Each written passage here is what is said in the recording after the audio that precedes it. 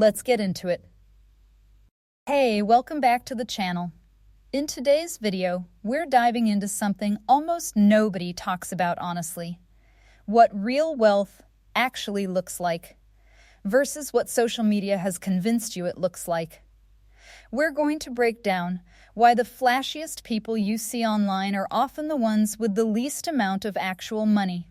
Some of the richest people in the world deliberately look completely average, and the exact habits that separate people who just look rich from people who actually are. Stick around till the end, because the final example in this video is going to completely change how you look at the people around you. Quick disclaimer before we get into it, this video is made purely for educational and entertainment purposes.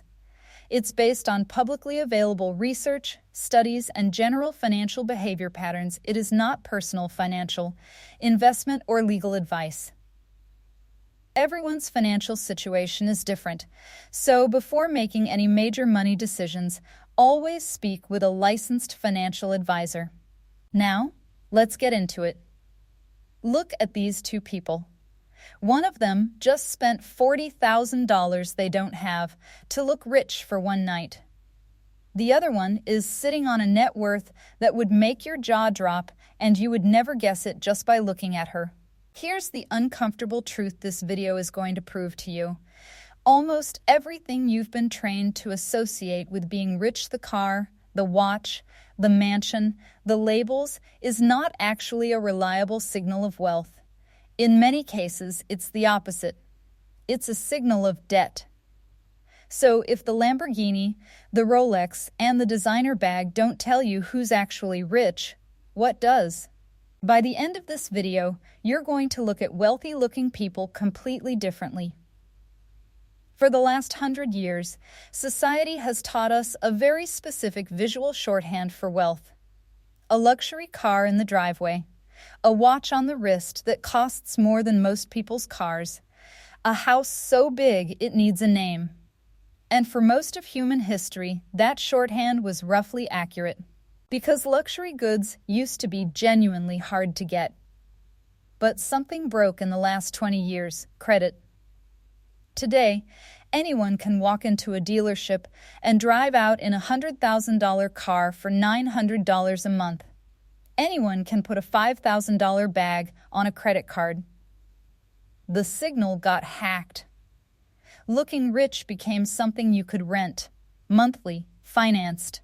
Leveraged, which means the cues we all grew up trusting stopped correlating with actual wealth and started correlating with something else entirely: the willingness to go into debt for appearance. In 1996, two researchers named Thomas Stanley and William Donko decided to actually study American millionaires instead of guessing what they looked like. They expected gated mansions and European sports cars. What they found instead shocked even them. The majority of American millionaires didn't live in wealthy zip codes at all. They lived in ordinary middle-class neighborhoods. They drove cars that were, on average, several years old.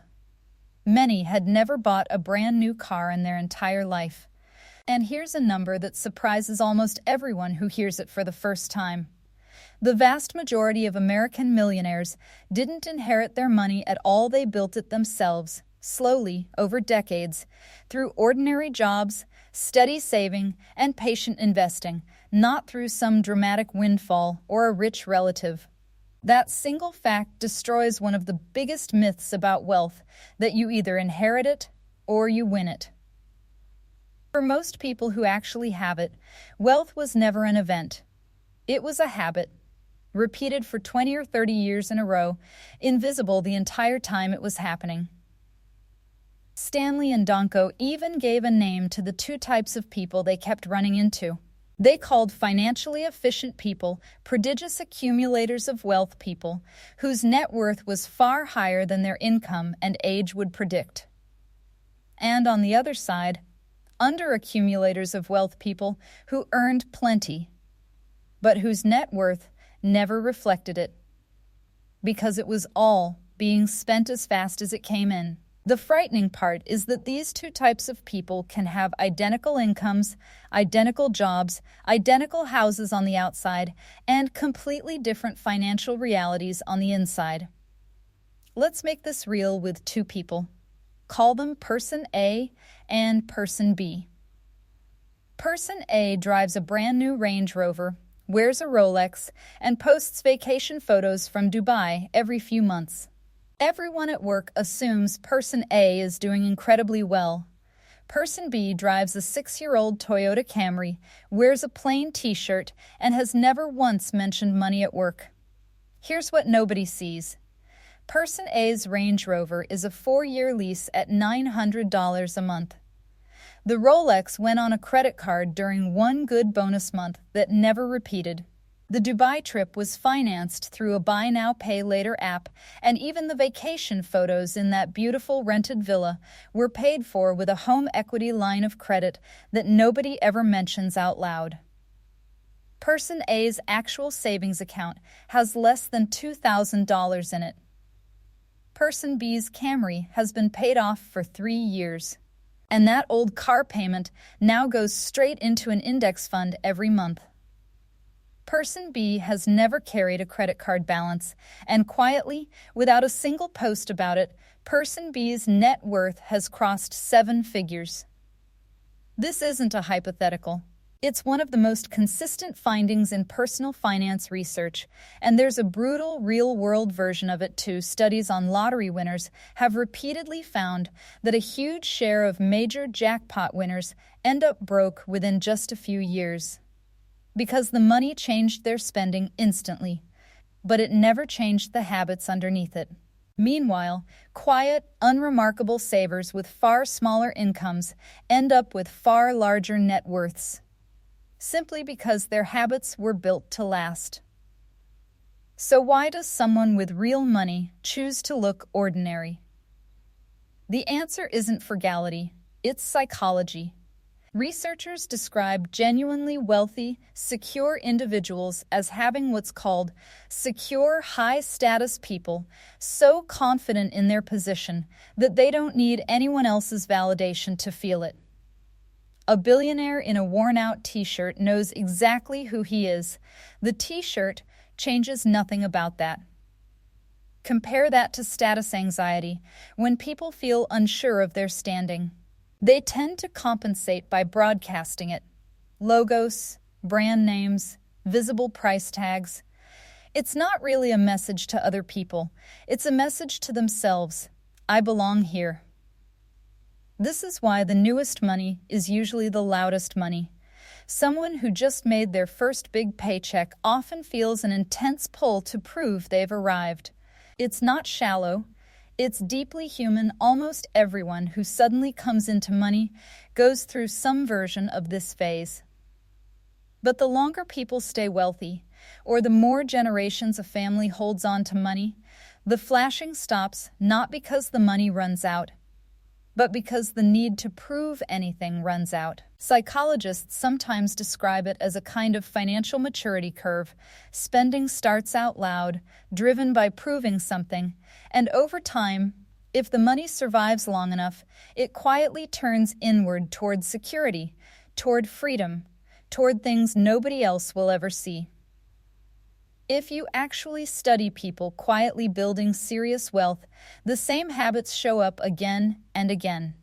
They don't upgrade their lifestyle every time their income goes up. Most people get a raise and immediately spend it, which is called lifestyle inflation, and it's the biggest reason people earn more every year and never get ahead.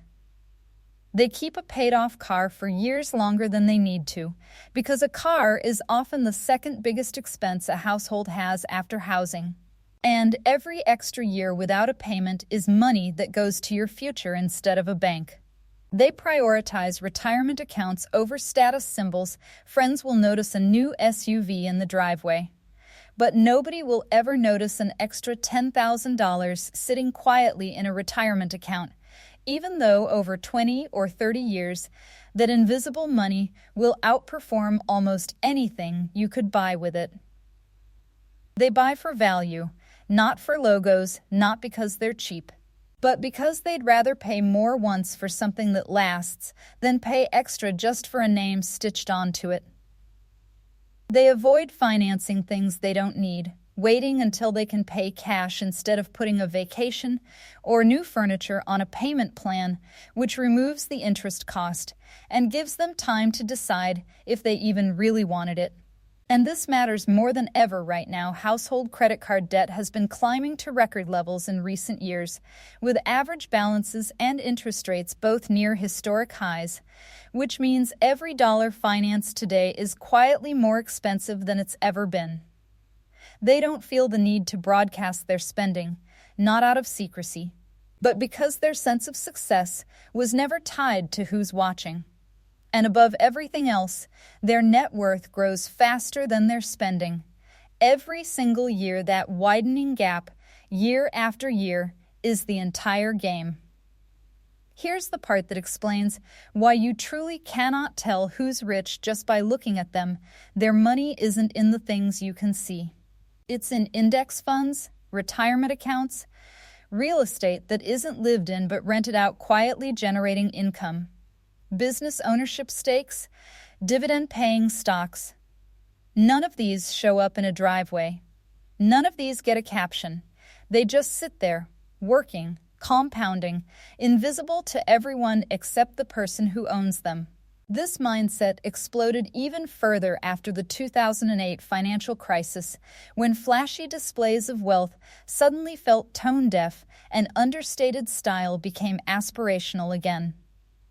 And then, something unexpected happened. The wealthiest new class in the world, tech founders, didn't reach for gold-covered jets. They reached for a plain gray t-shirt.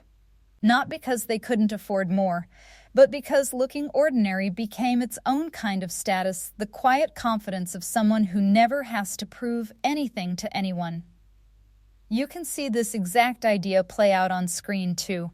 In shows built around old money families, the wealthiest characters are almost never dripping in logos they're wearing. Muted, unbranded cashmere that looks plain until you learn what it actually costs, while the characters desperately trying to prove they belong are the ones covered head to toe in visible labels.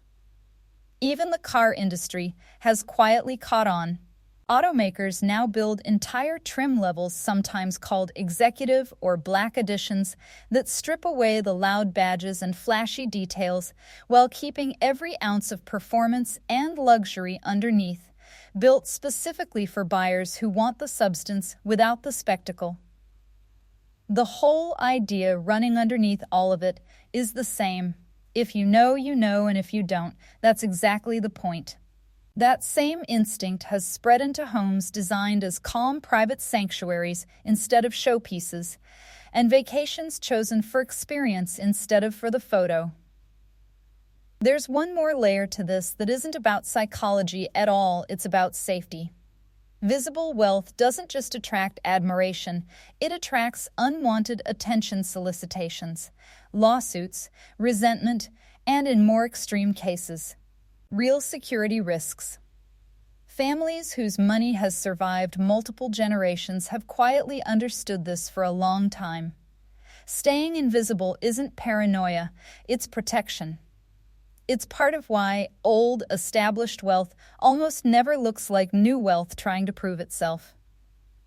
Multi-generational money tends to whisper. It's new money, anxious money. Money that still has something to prove, that tends to reach for the loudest signals it can find. And this isn't just about being ignored by others, it's about being ignored by your own future problems. Money that nobody knows about doesn't attract jealous relatives, doesn't attract people asking for loans, doesn't attract the kind of attention that slowly drains both your bank account and your peace of mind. Quiet wealth protects itself simply by never announcing that it exists. So let's go back to where we started. The man stepping out of the Lamborghini, rented, financed, performing. The woman on the couch, eating chips in a plain t-shirt, with a mansion and a car quietly sitting behind her life that isn't a costume. She already has security. She doesn't need anyone to know it. That's the entire secret this video has been circling. Real wealth stops needing an audience. The moment someone has enough, the performance becomes pointless. What's left isn't flash, it's freedom, the freedom to drive an old car because you want to, not because you have to, the freedom to skip a purchase without needing to explain why, the freedom to simply be without a single person watching. The next time you see someone who doesn't look rich, the neighbor in the ordinary car, the coworker in the same jacket every winter, the friend who never talks about money, don't assume you know their story. You might be looking at someone who already won the game everyone else is still performing for. If this video opened your eyes even a little bit, do me a favor, hit that like button. It genuinely helps this channel grow. If you know someone who needs to hear this, share it with them right now. They'll thank you later. And if you're not subscribed yet, hit that subscribe button and turn on notifications, because we're breaking down real wealth, real psychology, and real money habits every single week, and trust me, you don't want to miss what's coming next. Thanks for watching, and I'll see you in the next one.